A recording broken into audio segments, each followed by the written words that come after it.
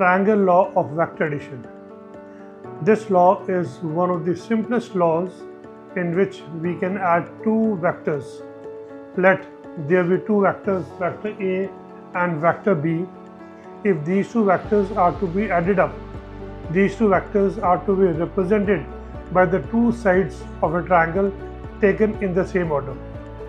When we say that the vectors are taken in the same order, it means that wherever the first vector will finish, that point will be acting as a starting point of the other vector. That means the finishing point of the first vector will be same as that of the starting point of the second vector. If the vectors are represented in this way, the vectors are in the same order. Now, if these two vectors are representing the two sides of a triangle taken in the same order, then the completing side of triangle taken in the opposite order will be representing the resultant.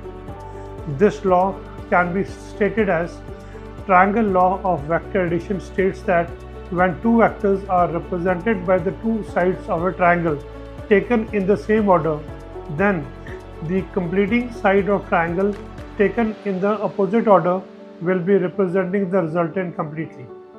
That means the resultant R, which is also a vector quantity, is equal to sum of the two vectors, vector A plus vector B.